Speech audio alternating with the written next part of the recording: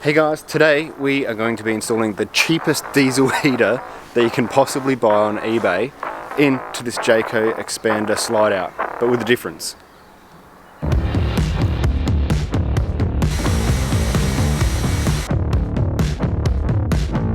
This is the fuel filter they supply.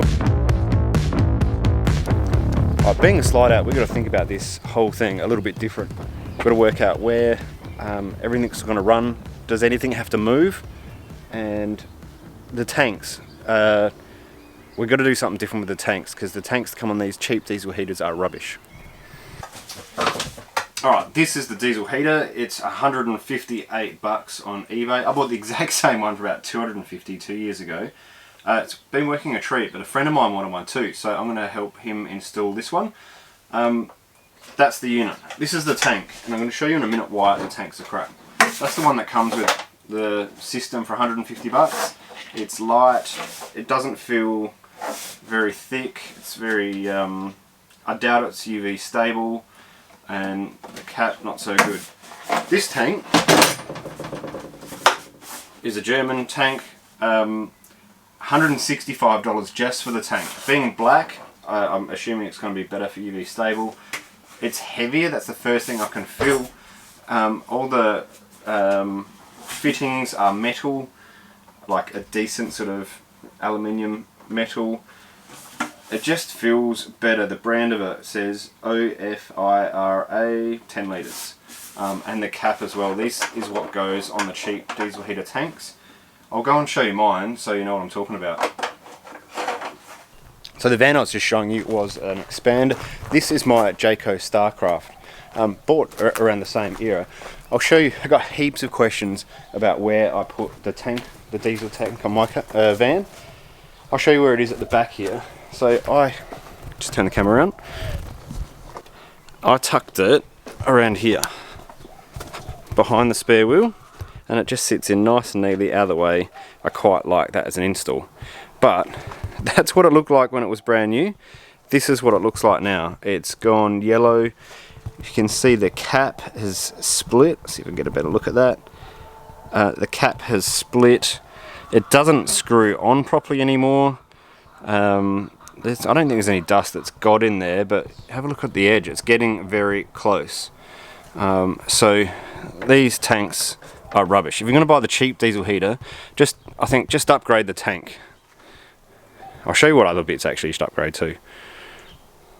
Before we get too gung-ho here, I want to show you this diesel heater, how it works, because when I did my last video on this, I'll just put it up here, there was a lot of questions about, is there diesel smell inside the van, how do they work, that sort of thing. So there's like two chambers in this thing.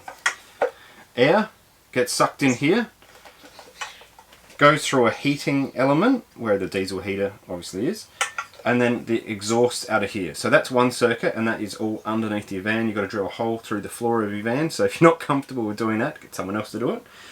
The air inside the van, so that gets sucked in this direction, I think. It comes inside. It's a totally separate chamber, and it goes around this heat sink, heats up the air, and then gets shot out the back. So all the air inside the van stays inside the van, and all the diesel being sucked in, burnt and pushed out goes underneath the van. Two totally separate things. You'll never smell diesel in your van. Don't have to worry about carbon monoxide build-up or any of that sort of stuff. So the system it works.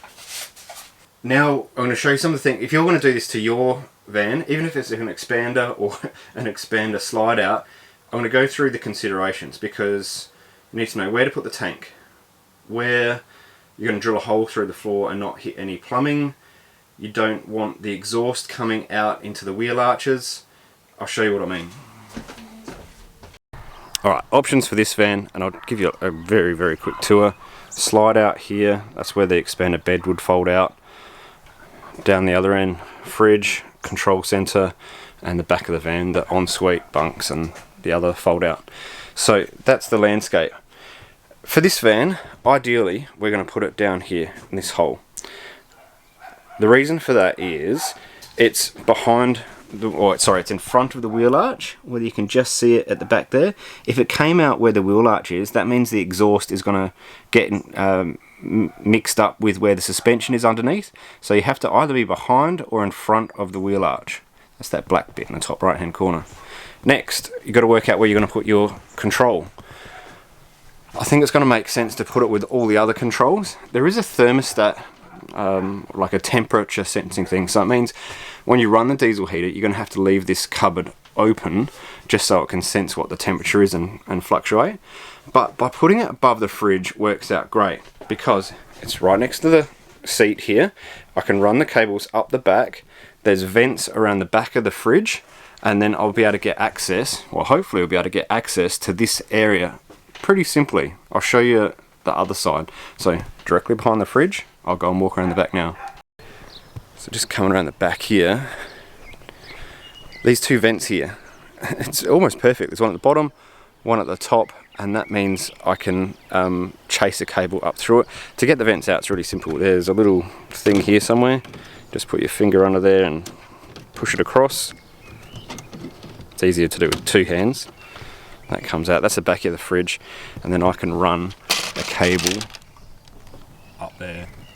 Don't know if that worked. But anyway, I can chase it from the top and get right behind that spot. So I've thought about, this is the place.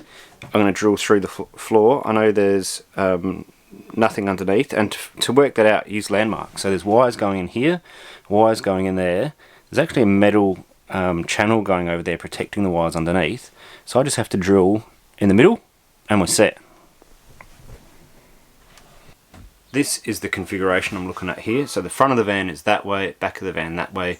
I'm going to put it on a bit of a diagonal, so, and there'll be a vent that comes in to there and it'll blow nice warm air on your feet, and then it will suck in from this side and I'll put a vent at the back. Now I've drilled a pilot hole underneath, which has helped me out because this was kind of an approximate. Where you can see that just here, there's a little pilot hole, and then I'll zoom in a bit. I've mapped out where everything is. So there's a cross member going through here and another one through here, so I'll put a texture dot on both sides. This plate has to be mounted something like this. So I've got myself a 98mm hole saw, and I'm about to drill a hole through a mate's caravan. Here we go.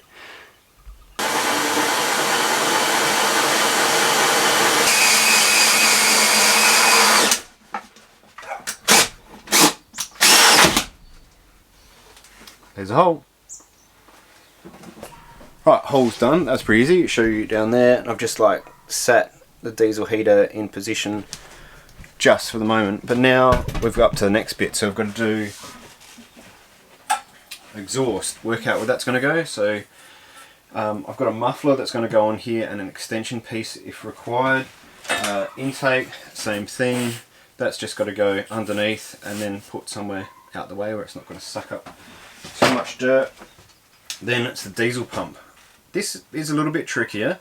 It has to be mounted on a 30-degree angle like that.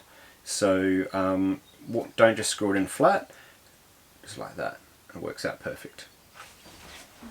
It's actually gone really smooth so far.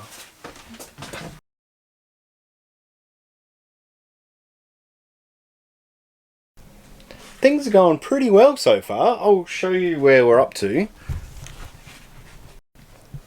Diesel heater's in, screwed down, put one vent going straight out here, so this owner's going to get warm little tootsies. And then the intake. You don't have to actually have the air vent connected on the intake, because once this is all closed up and the seat back on, it's going to vent around the back, around the side, and down here. So like, you don't need to run tubing all the way around. It's actually working out a treat. Next, got to work out the controller. Like I was saying, I want to put it up here, and I'm hoping I can get cable around the back, take the back of the fridge off on the outside, run it up the channel across here somehow, and in here. And I can pick up power here too. So hot tip, if you're doing this installation and you've got one of these, there's power out. Jayco never uses the power out on this side. So you can wire it in and get power from here, And then you can use this as a switch to turn the whole heater system on and off, because that's what turns this accessories on and off. Alright, this isn't quite going to plan. I got rid of all that space foam stuff and still couldn't see, so I opened up an access hole, but there's like another piece of wood directly behind that, and then I'd have to go through that, then down through another bit, and then that way across to where the power is. I'm starting to rethink where I'm going to put the controller. This looks like it might be a bit hard. I must admit, it would have been great to have the controller up here, but this is what I was talking about. That gap down there is where the wire would have to come through and around down there and to the heater.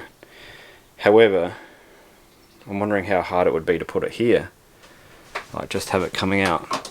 The only thing is that this slides in and out, so whatever I do here, I'd have to make it so it can move. Not impossible, but I'm gonna have to think that out. So I'm sitting here scratching my head about this, working out how to get up here, and of course, under the fridge there's a cupboard with a hole that goes right up through.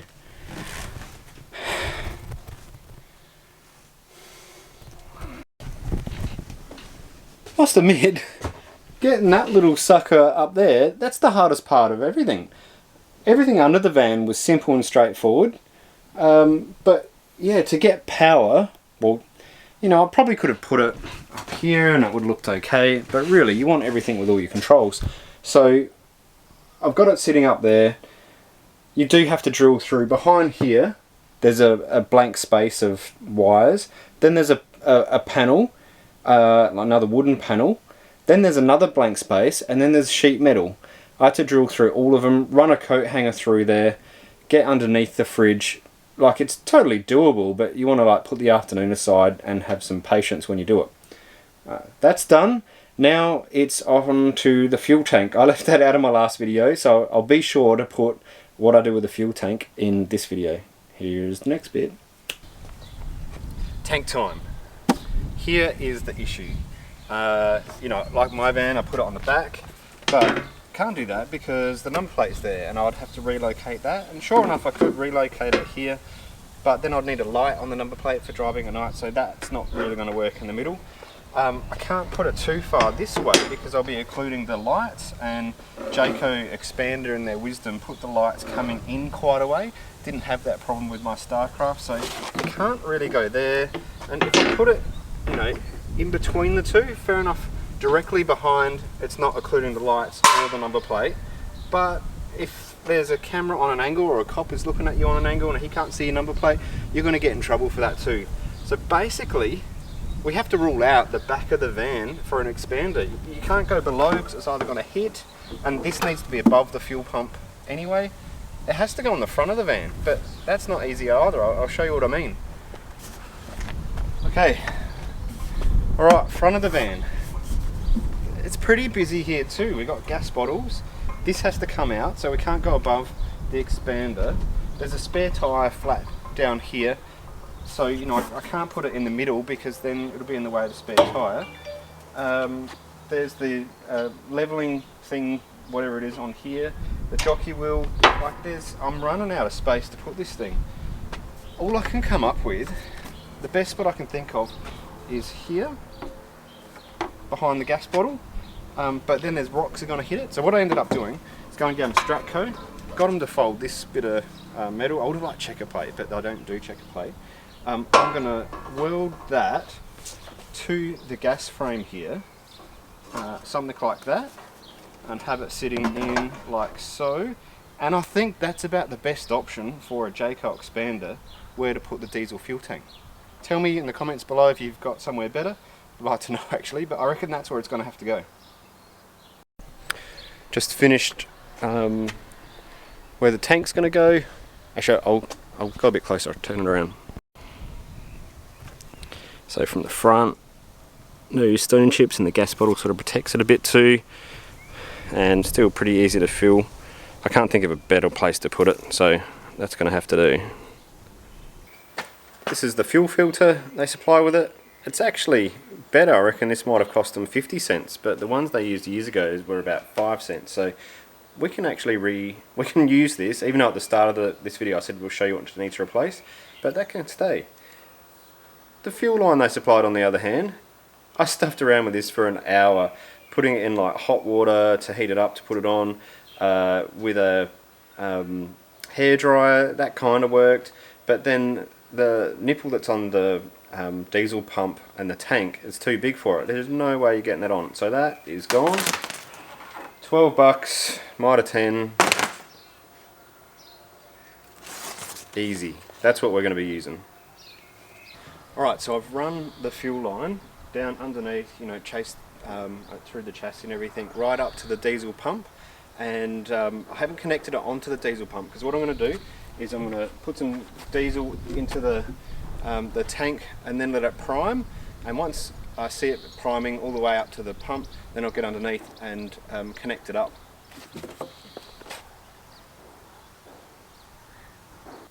So that's it, we're all done. Controller's up here. I must say I'm not a big fan of this controller. It's not intuitive to tell you whether the diesel heater is warming up or warming down. It doesn't really display very well when you turn it on and then turn it off again. But, you know, it's very cheap and cheerful. I hope you enjoyed this vid. I do lots of them all the time, every week actually. Sometimes while driving, sometimes caravanning. So hit that subscribe button and I will see you next time on YouTube. Yeah.